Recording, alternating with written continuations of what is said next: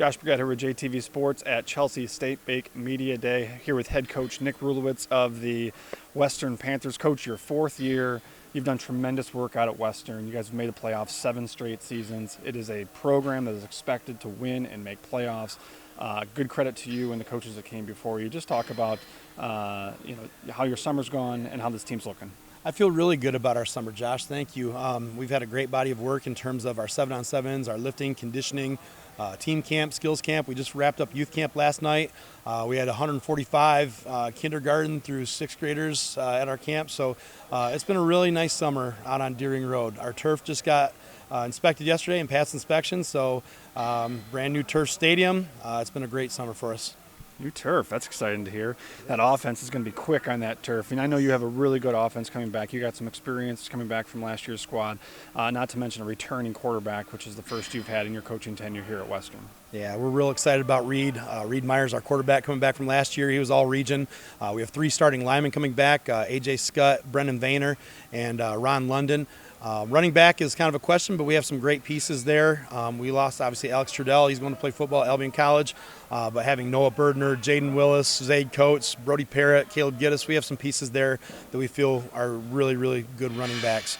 The wide receiver position, we returned Maverick Hammond from last year, and DJ Van Riper is going to be getting some reps on the offensive side as well. He was an all-region corner last year for us. So we feel really good about those guys, and anytime you bring in a Division I caliber tight end like Brody Vitito, bringing him back is a big thing too, 6'5", 235. So we have 7 guys coming back on offense that started last year for us. Yeah, and on the defensive side, not as much experience coming back, not as many starters coming back, but you got a lot of experience that comes back.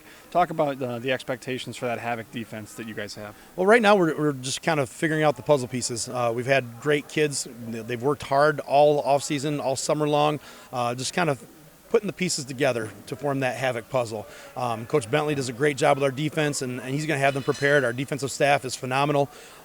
So right now it's just kind of getting these guys up to game speed as far as game experience, but the pieces are definitely there. Guys like Luke Bergketter, Christian Starrett, Kobe Tripp.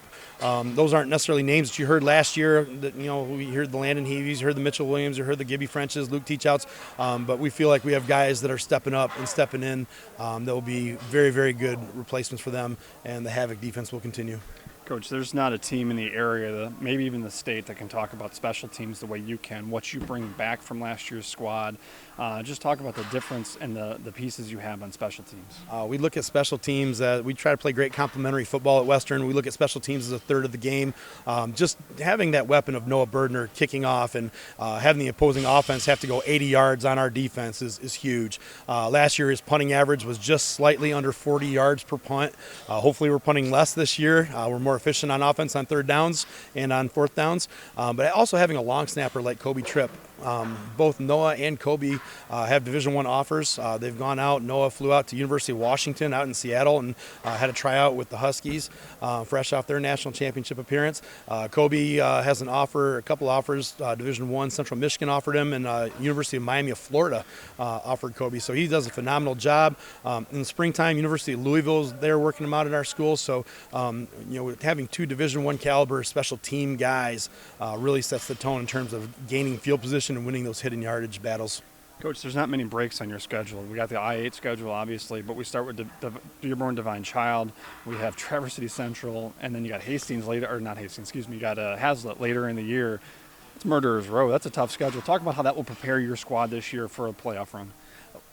We scheduled those teams for that sole purpose, Josh, just making sure that we are prepared. We want to be tested early on. And we scheduled Hazlitt for a late test. I want to see where we're at game 8 going into the playoffs. I don't want to back into the playoffs.